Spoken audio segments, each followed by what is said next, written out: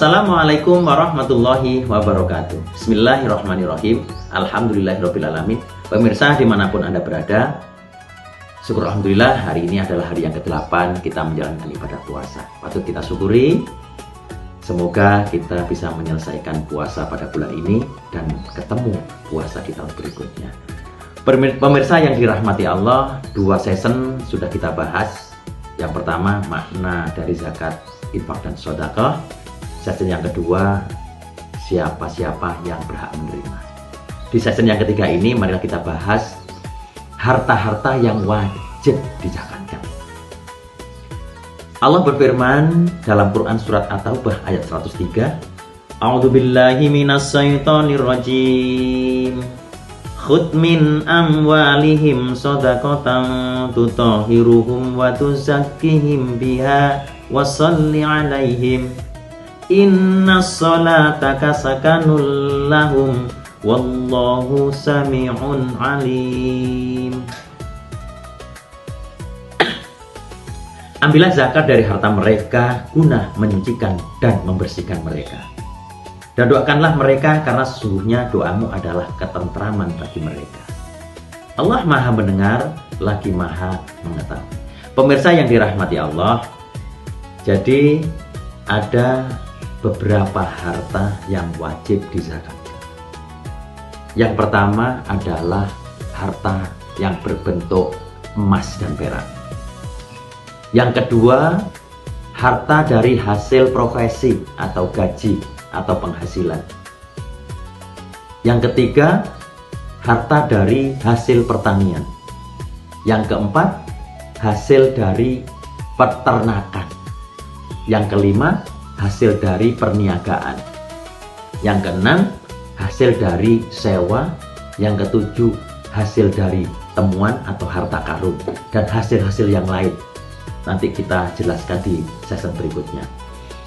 Pemirsa yang dirahmati Allah, hari ini mari kita bahas 2 harta yang wajib dizakatkan.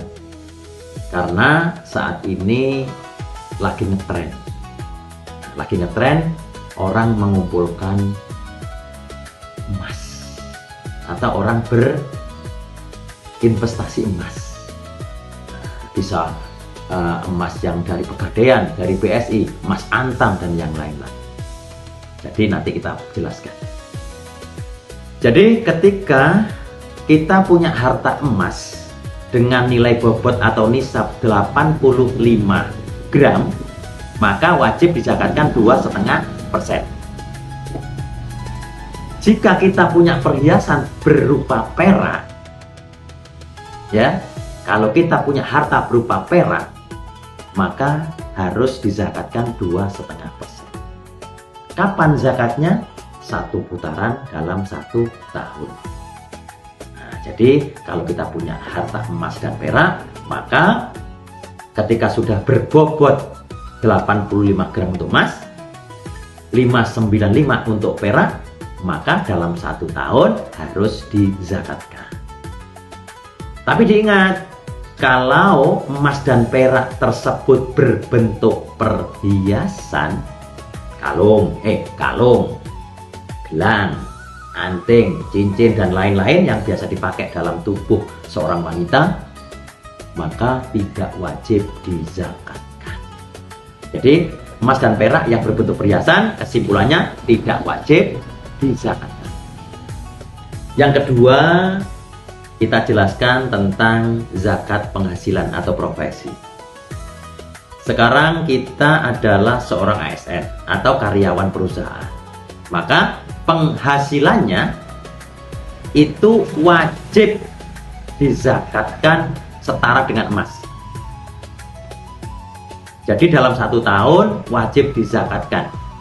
Berapa? 2,5% dari penghasilan. Lalu bagaimana caranya? Caranya agar kita mudah untuk melaksanakan zakat, ketika kita punya gaji bulanan, maka bisa dibayarkan secara bulanan. Hingga ketemu nanti 1 tahun atau whole-nya. Nah, di situ.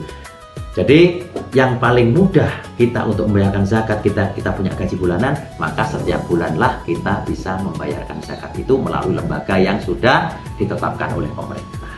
Contohnya Basnas, Lajismu dan yang lain-lain. Pemirsa, itulah dua hal yang saya jelaskan pada hari ini. Untuk yang lain insya Allah di sesi-sesi berikut. Semoga bermanfaat dan semoga Allah selalu memberikan kebaikan dan semoga kita selalu bisa berbuat baik. Wallahul muwaffiq ila aqwamit thoriq. Wassalamualaikum warahmatullahi wabarakatuh.